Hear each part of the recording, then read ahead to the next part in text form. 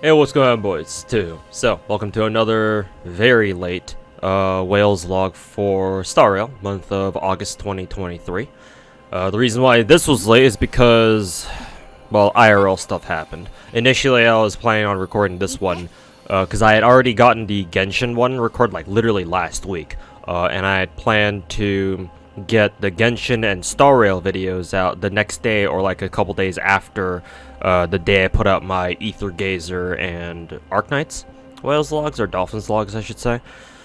But then IRL happened, and then I was like, well, Kafka's coming out soon, so I might as well wait for her to come out first, and then get her, and then do this. And so it's been a couple days since Kafka came out, so now I gotta get around finally doing this, so let's get started. Obviously Kafka is our new character since last month. Technically speaking, who was before Kafka? No, Blade. I'm pretty sure I already did Blade, or I introduced Blade with my last one, because obviously my last Wales log was also very late too. Anyways, Kafka, she's finally here after a couple months. And I will say first and foremost, I'm on record, at least on stream anyway, for saying that I wasn't sure how good Kafka would end up being in like the quote-unquote meta, if you can even call it a meta, cause for a single-player game. But turns out my concerns were unfounded. She's actually still really good, and I'm enjoying playing her a lot.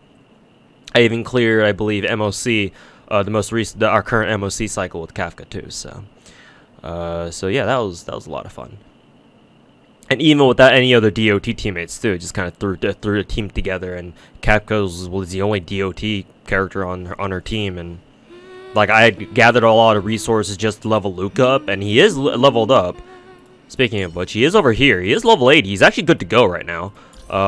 Technically, I guess his trace levels could use a little bit of work, but I have the rest of his trace shred unlocked. Well, actually, with the exception of his third bonus ability, I still need an extra trace for that. So that would explain why I haven't used him yet. I knew there was a reason why, but I'll get to Luka later. But in any case, yeah, I've used Kafka to clear this current cycle of MOC, even when she was the only DOT character on her team, just Kafka alone. And she functioned perfectly.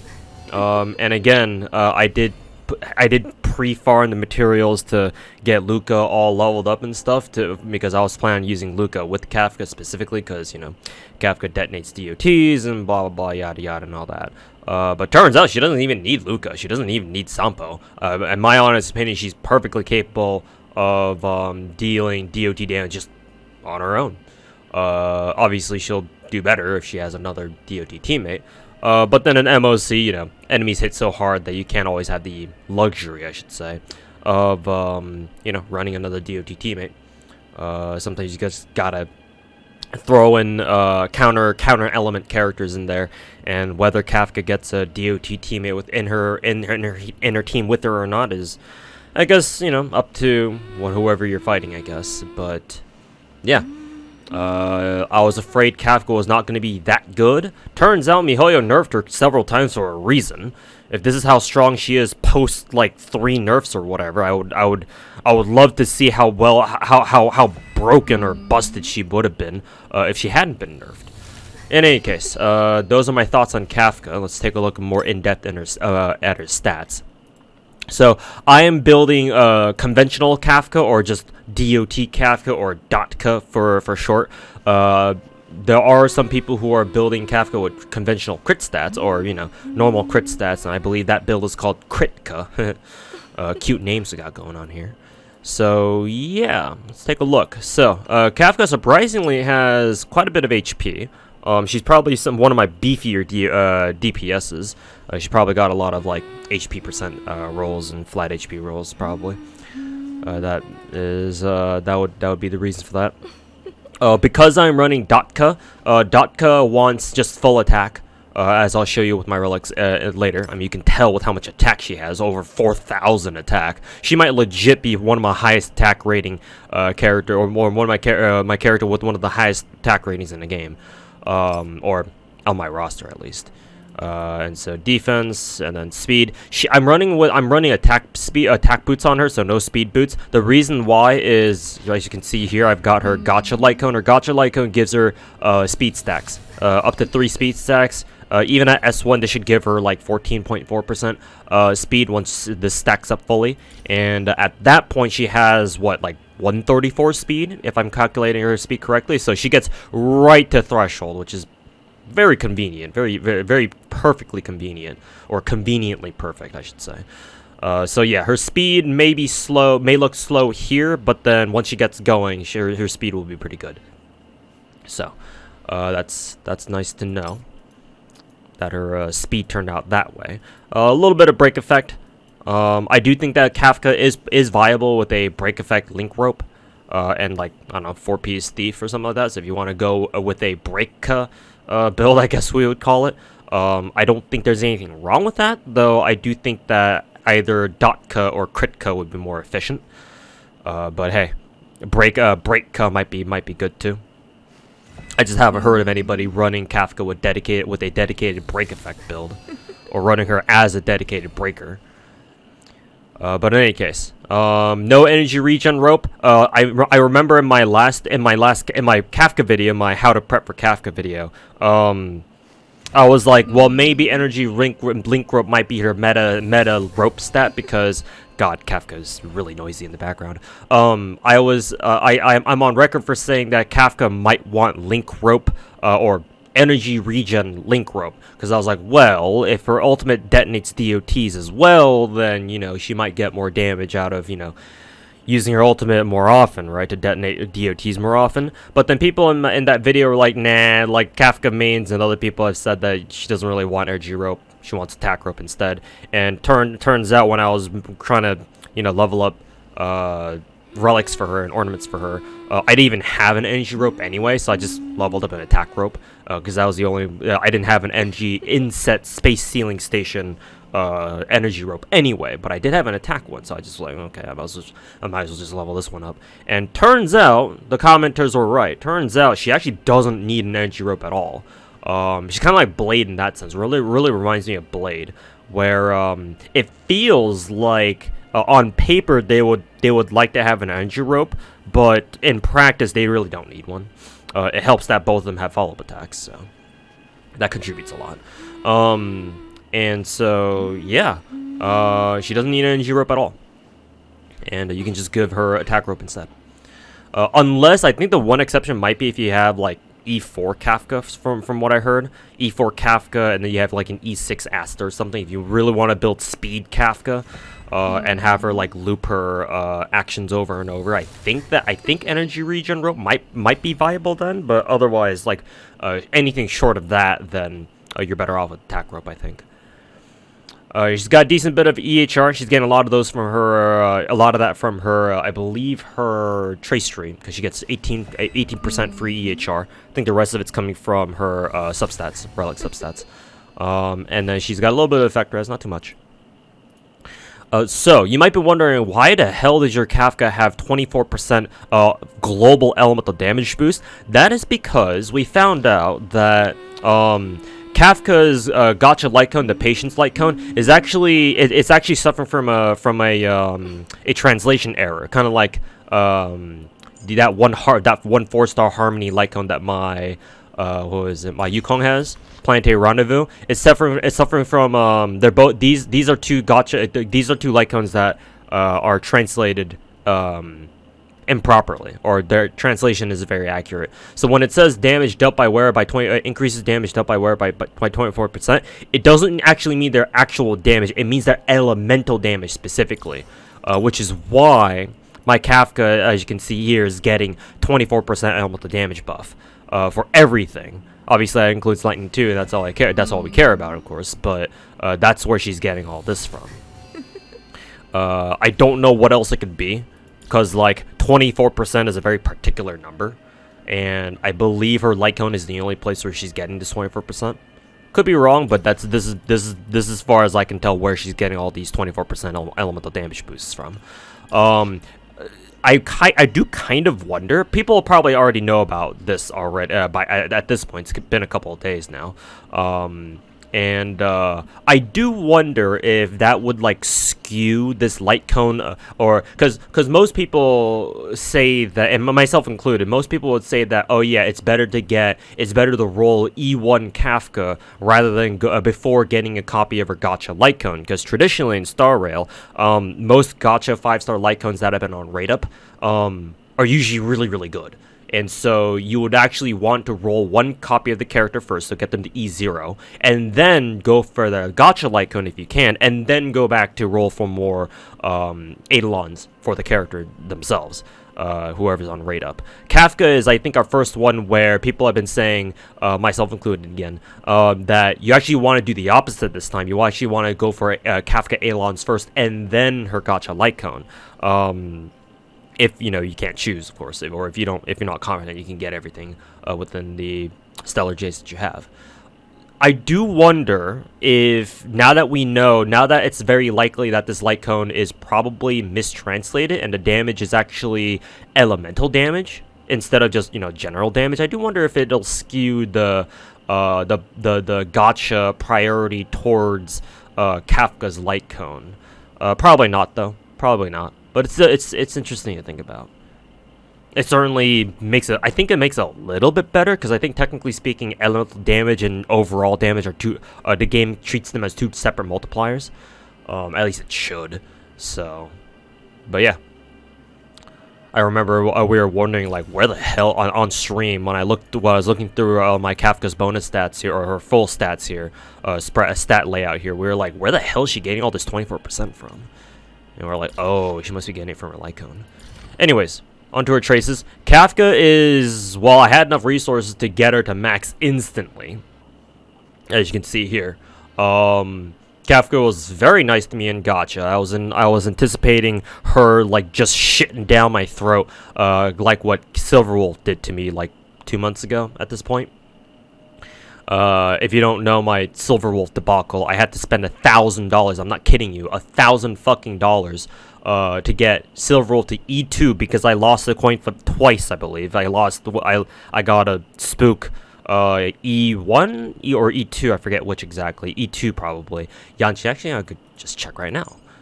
What eidolon are you? Yeah, E2. So I got my E2 Yanxing and my Bailu spook from her.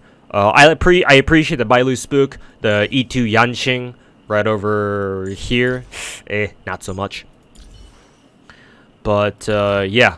And not only that, when I was rolling for Silverwolf's light cone, the incessant rain light cone, I got spooked. I lost 25-75 roll, and I got a second copy of Bronya's freaking light cone.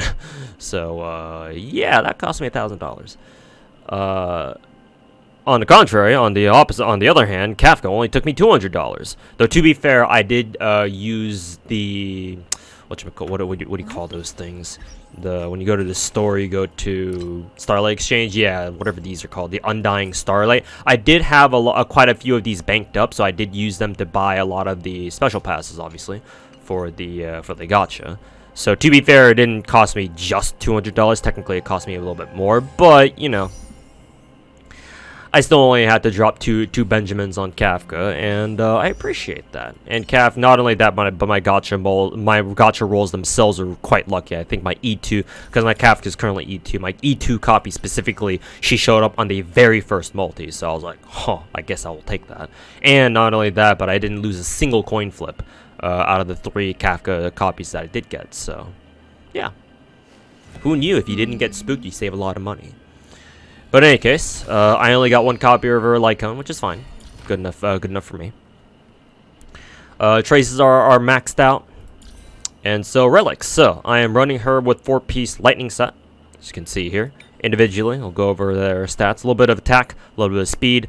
I think 2 rolls into crit damage, which is unfortunate because again, I'm running Dotka, not Kritka. So she's getting a little bit of EHR from that as well. These are her gloves, a little bit of attack percent. This rolled like 3 or 4 times into speed. I am not kidding you. I got very lucky with the speed substat rolls of like Kafka. Like her between this, I think she's getting 8 speed here. She's getting 4 speed from her head visor or headpiece or whatever you want to call it. And I think she's getting a little bit more, yeah, from her boots as well. Initially, I was like, I want my Kafka to have around 120 speed, before her light cone stats at least. And so I was kind of bummed out that her boots didn't have like one more roll into speed, but turns out I didn't really need that shit anyway. So yeah.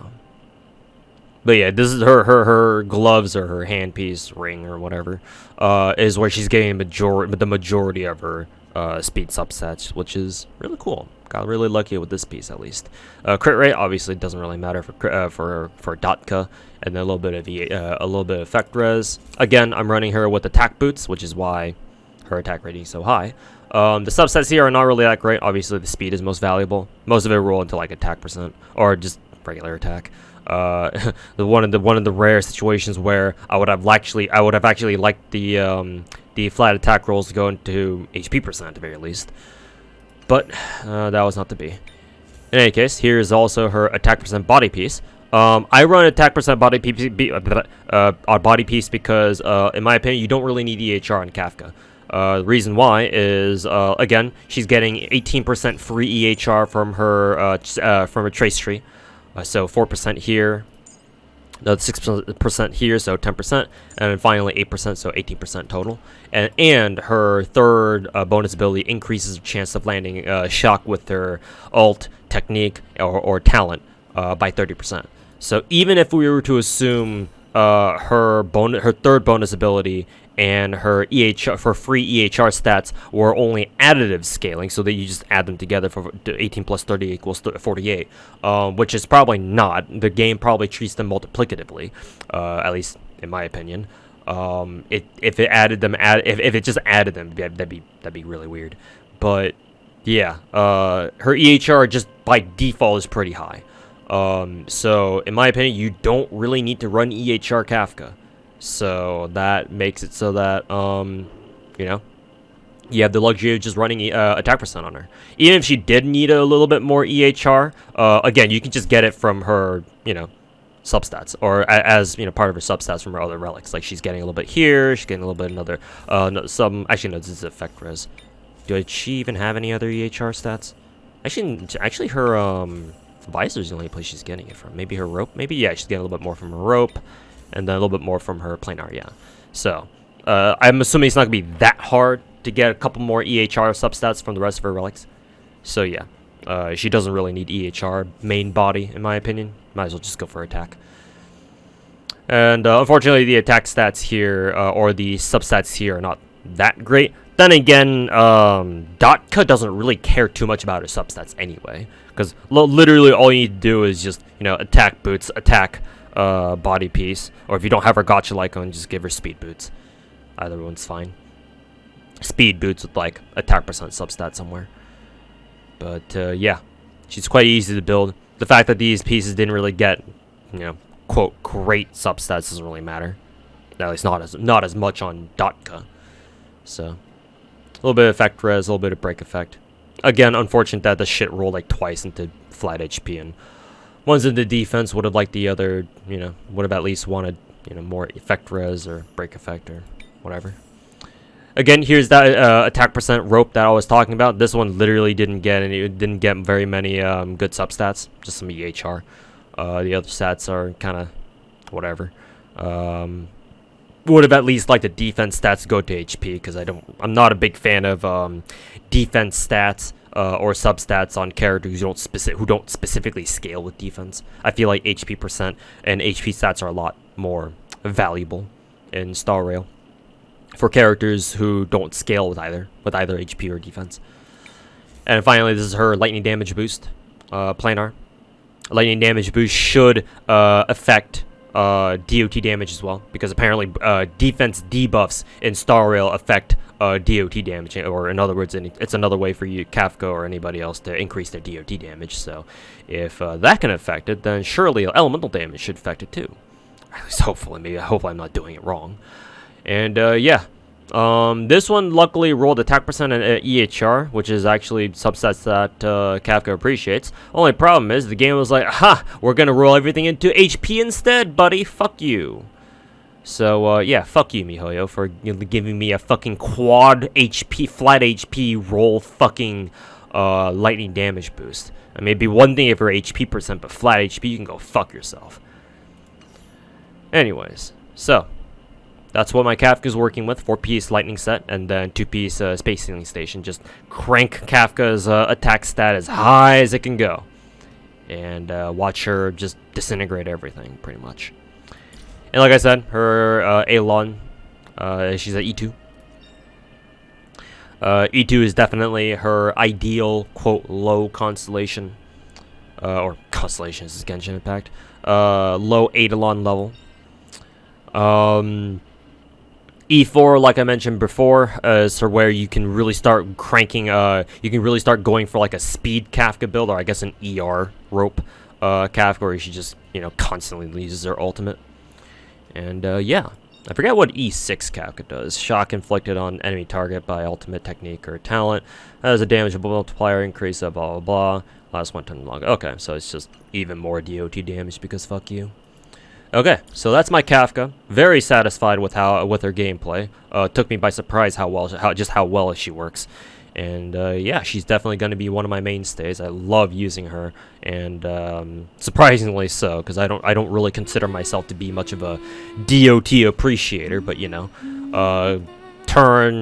give the DOT mechanic, or give any common mechanic to a character like Kafka, who's fucking hot as fucking, has huge tits and a fat ass probably. And you can get anybody to appreciate any gameplay style, can't you? In any case, the other new character is Luka, who showed up with her banner. He's cool. Our first physical nihility character, I believe.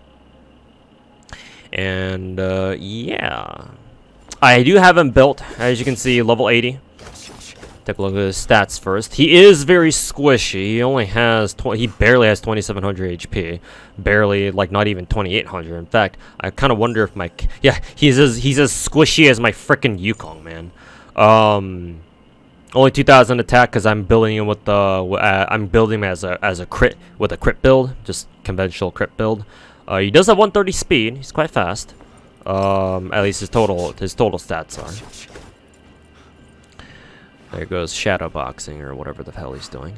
Only 48% crit rate, and then 96% crit damage.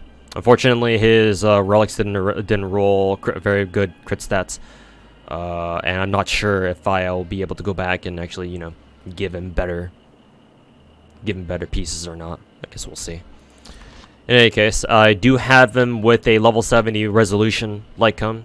I mean, it's him on him anyway, so makes sense. I gave him this one because I was planning on using him in tandem with Kafka, so that way, you know, Luka will put a defense debuff on people, and Kafka will go after him, and then, you know, just shock him to death, and then, yeah, all that sort of thing. So I was running a debuff for Luka build, which is weird because I have him on a crit build, so that's kind of like, so I guess I'm running a hybrid build on him.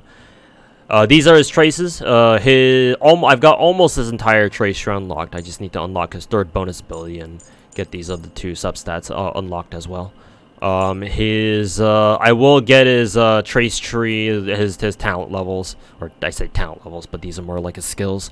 His regular ability levels up to snuff as well. And yeah, he's running 4-piece physical. And ideally, I actually don't know what kind of proper 2-piece ornament set I would want to run on him. I would have to go back and check my options.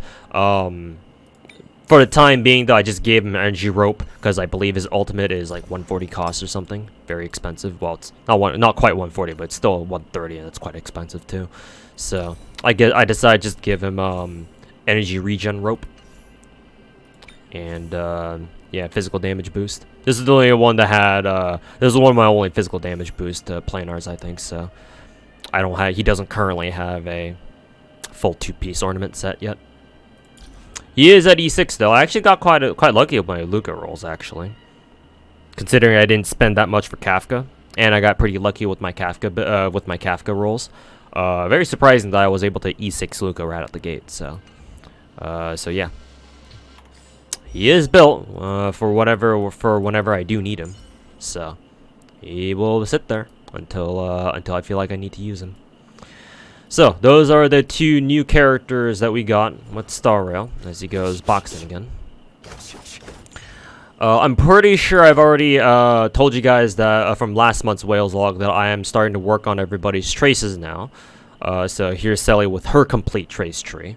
Branya also has a complete trace tree of her own. And in the meantime, I've since worked on Genuine because I still am going to rely on Genuine for a lot of Electro stuff. Just because I have Kafka built now doesn't mean I'm going to stop using Genuine, especially when in MOC floors where I need to run 2 Electro or Lightning DPSs. There I go using Genshin terminology again.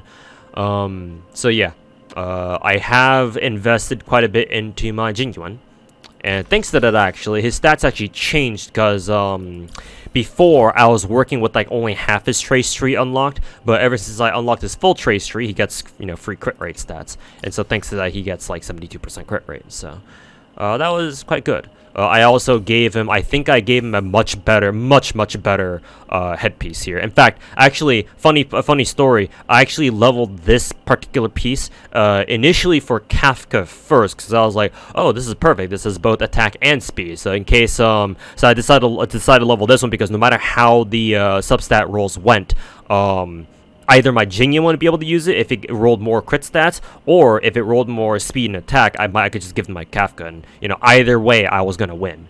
So turned out this one rolled 4 times into the crit stats, only once into the speed, and I was like, all right, I guess I'll take it. And so yeah, I gave it to a Genuine, and his crit stats are looking a lot better, I will say. Oh, didn't mean to exit out of that. So yeah, I do plan on trying to give Genuine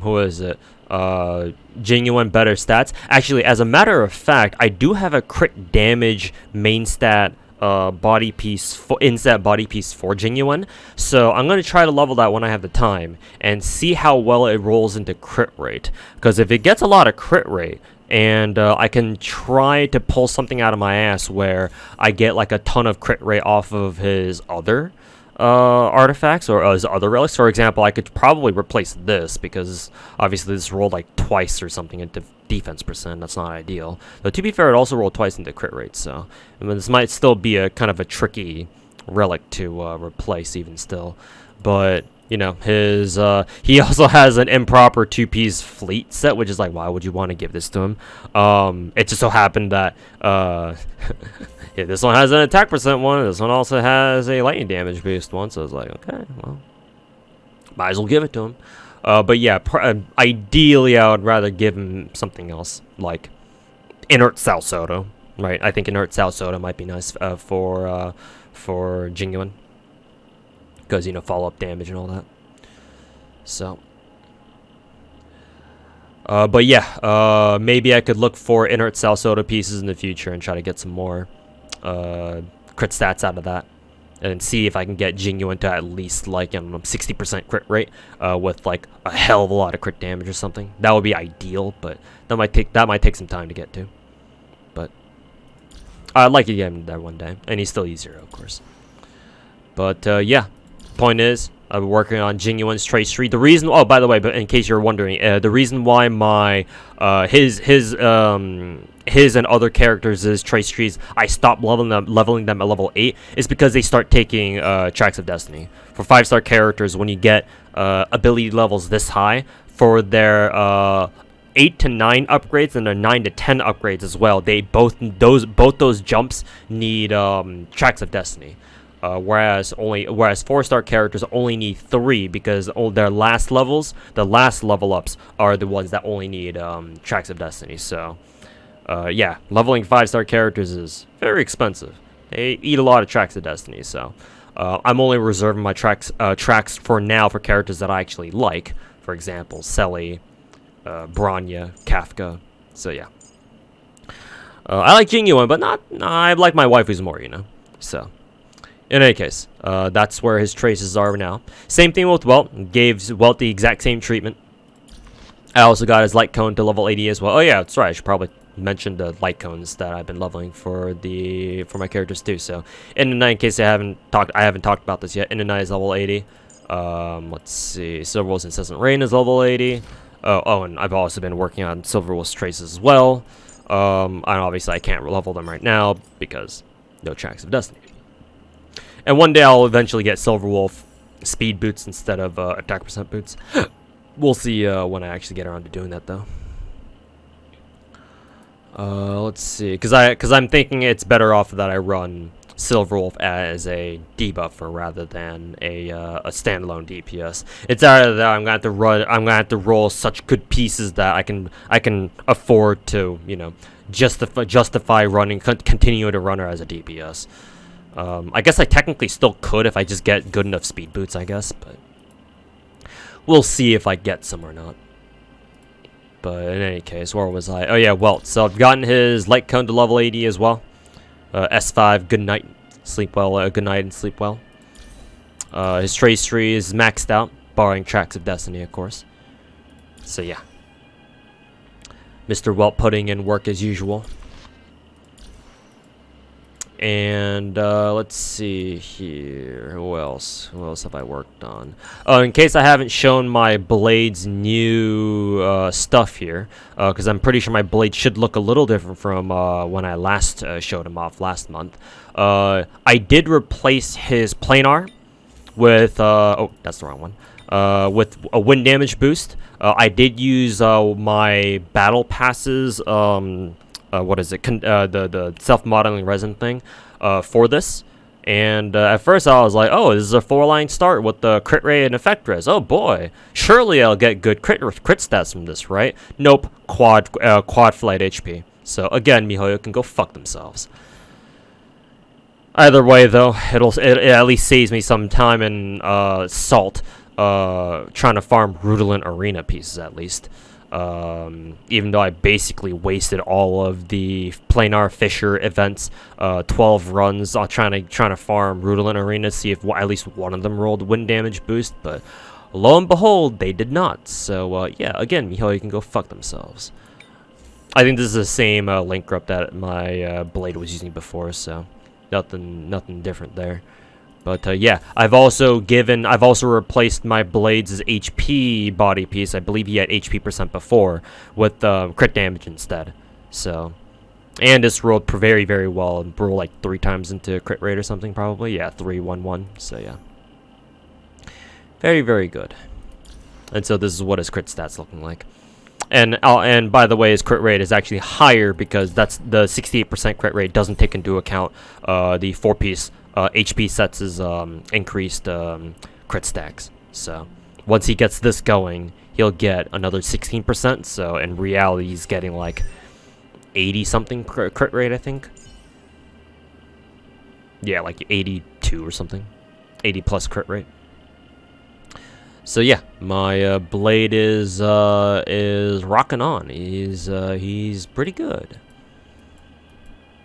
And lastly, I've been working on my healers' traces as well. So as you can see, Natasha's traces are maxed out. I did forget to max out her light cone though. Though to be honest with you, I'm planning on doing the code build where I wait until I get S5 perfect timing, so that and give my Natasha. Instead of 2-piece fleet, I give her instead the new 2-piece effect res set, so that way she can have as high, like really high effect res, and yeah, and it just abuse hella effect res that way. But that'll be for later, obviously, until I can get 2 more copies of perfect timing. That is. So maybe I won't even get this one to level 80. Maybe I should anyway, just in case. Because if I get this to level 80, I can give this to, what is it? I can give this to Bailu, actually. Because Bailu's still using the shared feeling light cone, which is not that great.